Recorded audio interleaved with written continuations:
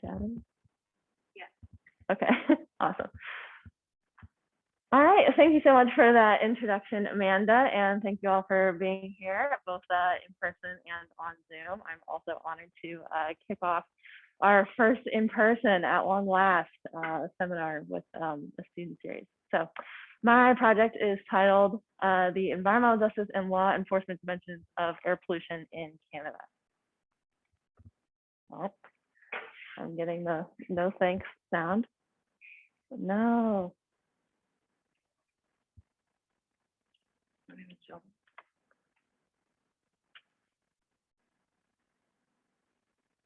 What is it? Great question. It's just getting the the drum beat sound. Okay, stop share. Nope. Why can't I see? Oh, okay.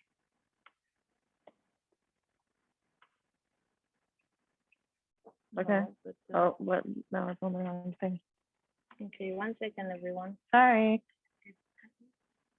No, it is, but It's just like it's on the wrong window issue. I stopped sharing or.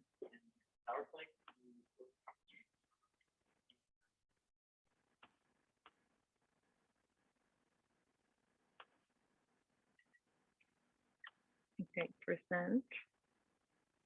But it's not presenting there.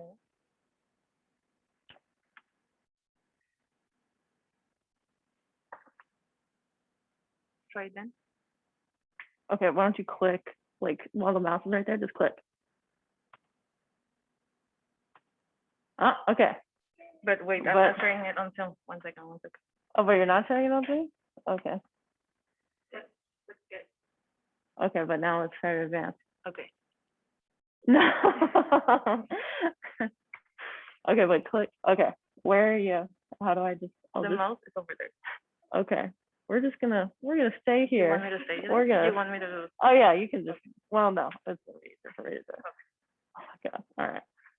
Great start. Okay, environmental justice and the law enforcement of air pollution in Canada. So today I'll be going over a brief introduction of the concepts I'll discuss, my methods, so the results I found, a discussion, and some conclusions. Okay, so first a brief introduction on ambient air pollution. So exposure to ambient air pollution can impact health with various morbidity and mortality impacts. And even though we experience generally good air quality here in Canada, we do have a lot of these impacts. So over 15,000 premature deaths occur in Canada every year due to ambient air pollution exposure. And there are also morbidity impacts like asthma, impaired lung function, et cetera. So this air pollution comes from various sources, both point source, which is like stationary sources, think factories, refineries, things like that, and mobile sources, so like cars, planes, trains, et cetera. So this research considers point source and ground level air pollution. So ground level being the pollution that stays a little bit closer to the ground. Very carefully advancing the plot. Okay, so we manage that air pollution and those health effects via a variety of strategies through policy. So governments at various different levels, local, provincial, and federal, create different policies that target pollutants or sources of pollution. Then they enforce those laws in order to deter rule breaking and ensure compliance with the rules that they set. So both the policies themselves and how they're designed and the enforcement are important for compliance and environmental and health outcomes. So this research focuses on the enforcement of provincial and federal air pollution laws. Third concept, environmental justice. So environmental justice is the fair distribution of environmental benefits and burdens. Conversely, environmental injustice is the unfair distribution. And that's a notion of distributive justice. There's also procedural justices involved, which I can talk about more. So the operational hypothesis of that is that there are socioeconomically disadvantaged groups that often face disproportionately high levels of air pollution or other environmental hazards exposure. So that's been observed in Canada on a variety of different levels, particularly the city level, but there's also been some national studies conducted. So what we're particularly interested in this study is the notion that there might be a double burden with inequitable environmental enforcement. So that double burden is first the burden of inequitably high exposures to air pollution, and then inequitably low access to enforcement to help mitigate that pollution. So that has been studied on a couple of levels in the US, but really not much there, and it hasn't been studied at all in Canada. So that's part of what we're looking at. So therefore, my purpose is to study the nexus of these three concepts: law enforcement, environmental justice, and air pollution, which have been studied in isolation or in pairs in Canada, but never the intersections of all three. So I do that by analyzing the data gathered from 8 provinces and the federal government with, as Amanda mentioned, blood, sweat, and tears. So my research questions that I am working with to look at these questions or look at this purpose is first, how does enforcement data availability and quality vary between and within provinces? What are the demonstrated models of enforcement? How do they vary across jurisdictions, time, or other factors?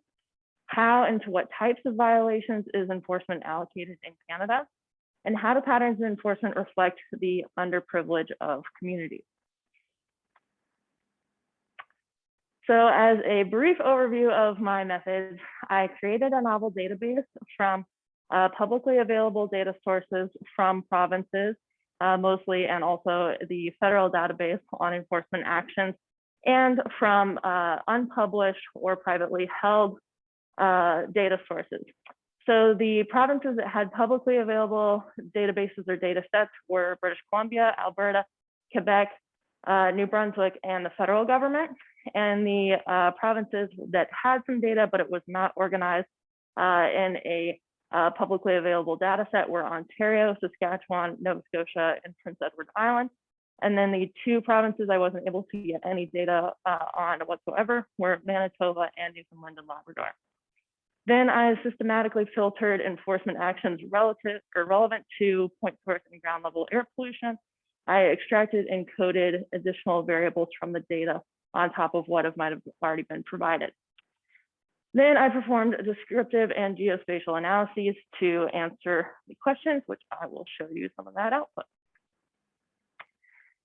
So this is a graphic that I expanded from Wiley and Fredrickson's 2020. Smaller graphic that just concentrated on a couple of these things, but basically I call it the violations pipeline. And what it refers to is the many opportunities for pollution on the track from being pollution to being non-compliant pollution to being actually enforced as a non-compliant pollution to appearing in my data set. So what I mean by non-compliant pollution is that it's pollution that violates one of these air pollution laws that we're talking about. But it's important to recognize that there is a lot of pollution that's compliant, that is allowed.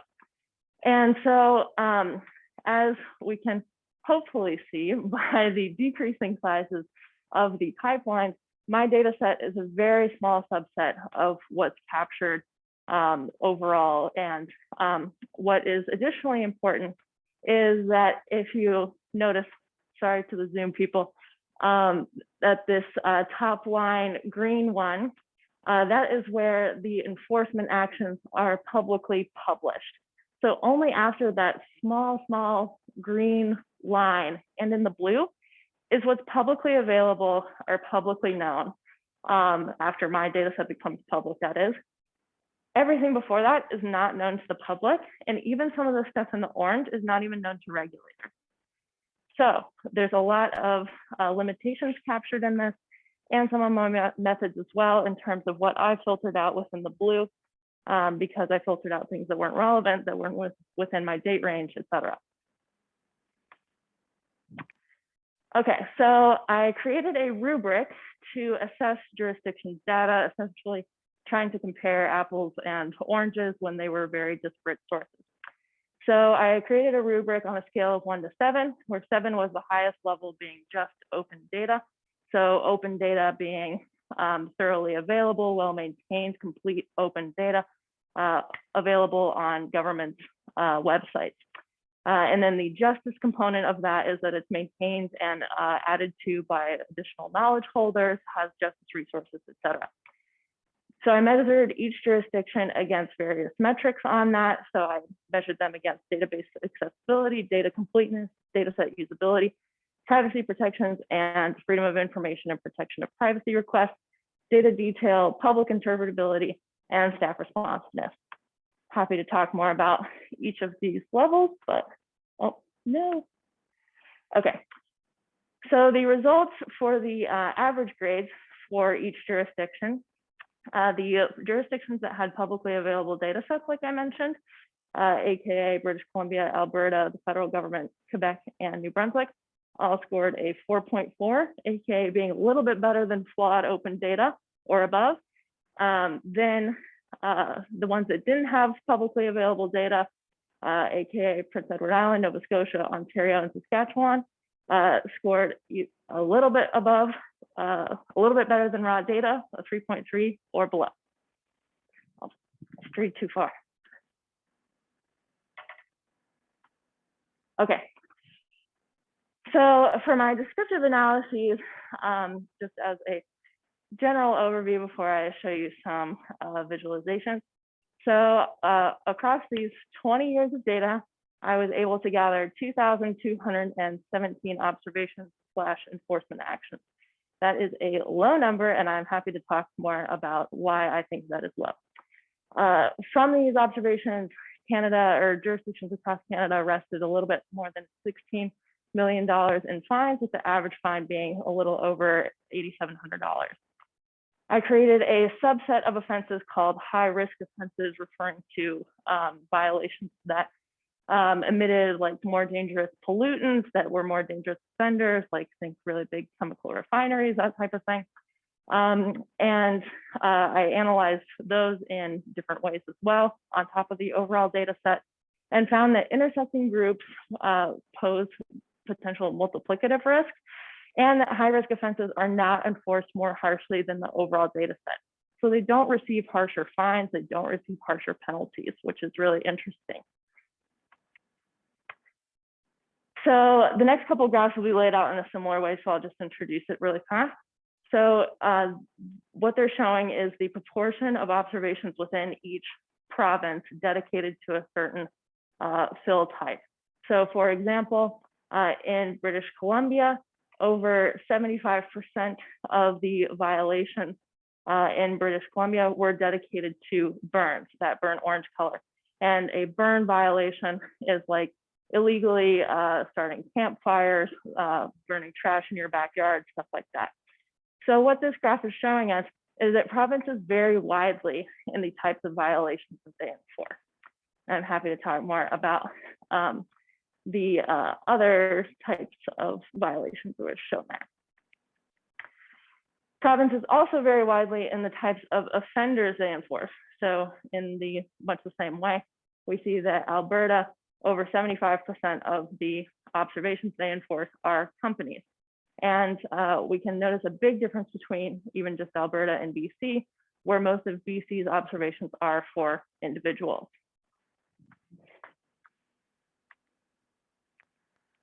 Provinces vary widely as well in the penalty types they issue. So there are a bunch of different penalty types in there, but I've simplified them as monetary penalties, orders, court proceedings, and warnings.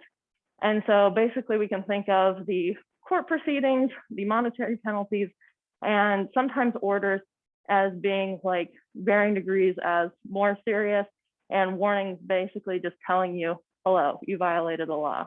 That's it. And so in Alberta, we can see that over 50% of the enforcement actions they issued were just, hello, you violated the law.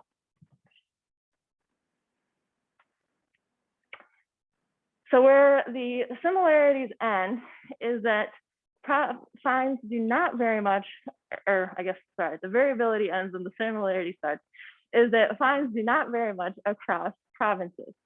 And so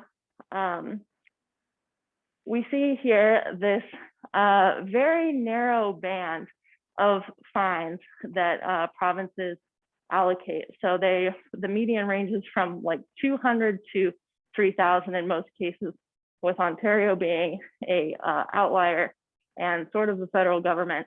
Happy to explain more about that. The same situation is true for fines variability across violation types. So even though what these violations signify in terms of their environmental impact varies very, very widely in terms of the severity and the environmental and health impacts, we notice not very much difference at all, ranging from like $3,000 to $10,000 as the median.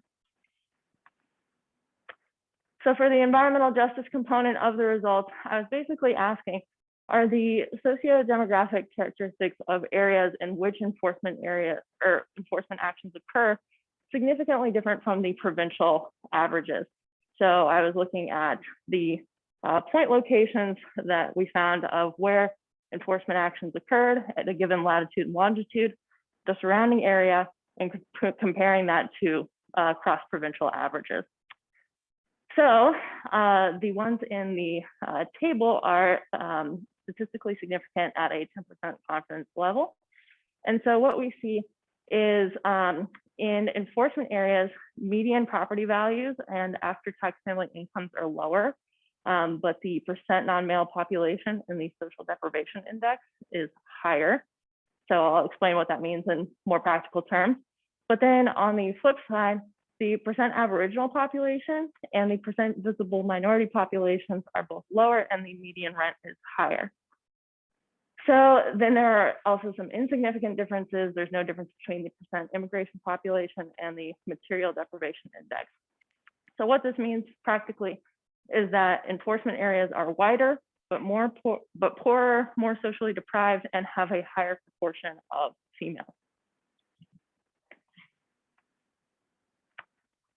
So as an overview of the discussion, so poor data quality violates the community right to know, which is this notion that people have a right to know the environmental hazards and the enforcement actions taken against them in their communities. So because this data quality is so low and so disparate, it violates that right to know. We find a cooperative or voluntary pro-corporate approach to enforcement, which is evidenced by low fines, rare court convictions, frequent use of low-level penalties, and lack of escalating offenses. Next, the enforcement outcomes do not appear to reflect environmental priorities. So the minority of and lax enforcement for high-risk offenses, like I said, it's a little bit over a third, signals that we're not really necessarily, at least within this data set, going after the super high priority offenses. Next, environmental justice. The trends that I found are consistent with some exposure studies in Canada and inconsistent with others. And that stands as well for studies in the US. So basically, in the landscape of who's exposed to pollution is somewhat different from the landscape of who experiences enforcement actions against that pollution. And as a comparison to the US fines 75 times more than jurisdictions in Canada do. They have a coordinated approach across state lines and improved data quality. There are several limitations with this research. So because of that violations pipeline that I introduced, we can't actually assess the effectiveness of enforcement. We don't know how much pollution is occurring, and therefore we can't assess are these enforcement actions that I've observed effectively addressing the pollution that's occurring. The data limitations, which are expressed by the rubric, obviously limit the scope of interpretation. So results should only be interpreted with the narrow band of my data set and not assumed to be reflective of enforcement reality. And my positionality was also a significant limitation. As a white and privileged American, I was definitely an outsider looking in on these issues. Finally, I offer some recommendations. First, some recommendations within existing policy systems and that don't require many more resources. We can standardize the information shared about enforcement actions, and we can reallocate existing enforcement resources to go towards those high-risk offenses. within existing policy systems, but where increased resources are required, we can create a new and federally maintained database with all enforcement data across Canada. So it wouldn't be siloed across these provinces, in other words. And then we can switch to a direct approach to enforcement, which would look more punitive and less cooperative with negotiation. Finally, if we are to reform policy systems, we could have minimum enforcement actions, strengthen federal air pollution laws, create a federal environmental agency, or greatly improve the existing ones, and create a federal office dedicated to environmental justice.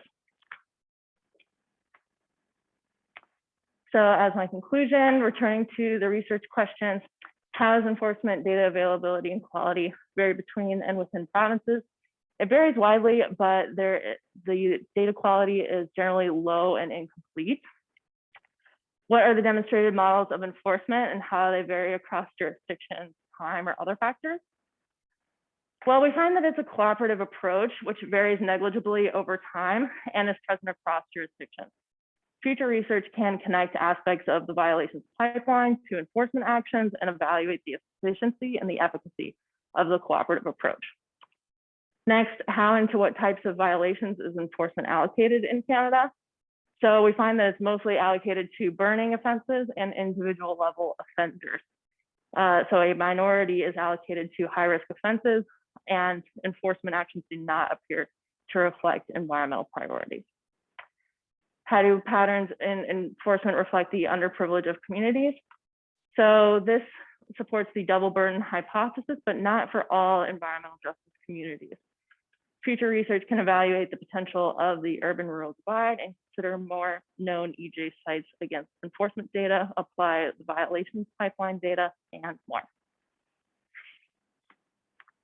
I just want to acknowledge my great supervisors, Amanda and David, our undergraduate research assistants, Sophie, Hafa, and Paul, who helped me with a couple aspects of this project, my great lab, LEAP, and IRES colleagues here, and the Shark Insight grant.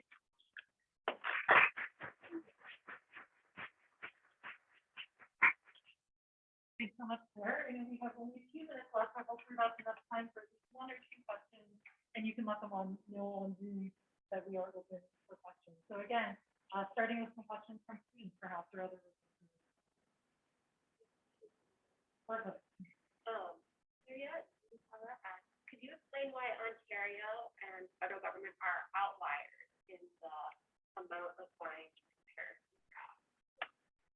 Sure, yeah. So the short answer for the federal government is that I have one observation from the federal government.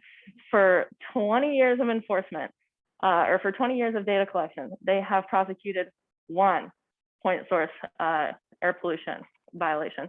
It was a ice rink in Alberta. So there you go. So they allocated $20,000 for that violation. So that's that one. And Ontario, this intersects with the other graph. Ontario, or actually, sorry, it's this one.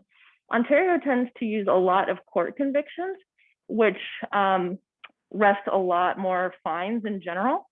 And so that's a partial explanation, but even so, their court convictions are higher fines anyway. So like it's both a penalty type thing and a like they just use higher fines. We have one other short question from Bree Sabia. For your EJ research, were the demographic differences you noticed compared as a local? Provincial. I don't know if it's like I think they did. Oh, so well, yes. But because I just typed it, right? Oh. Yeah. I think. One more Yeah. question from the room.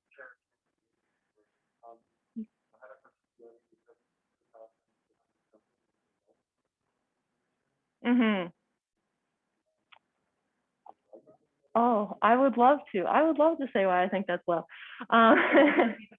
Oh yeah, sorry. So to repeat for Zoom. So the question was why I think that 2,217 observations across 20 years of data is a low count of observations. So just as one reference point, in 2019, there were 70,000, in 2019 alone, there were 70,000 drug convictions across Canada. And we know that drug convictions have mixed at best, but often deleterious effects for health outcomes, whereas environmental enforcement is demonstrated to have improved outcomes for health and environment. So it's a interesting comparison, we'll say, that so much enforcement is going to drug-related offenses and so little across time is going to environmental enforcement. So I think we're over time, so I just want to invite everyone to thank all of our speakers again, but also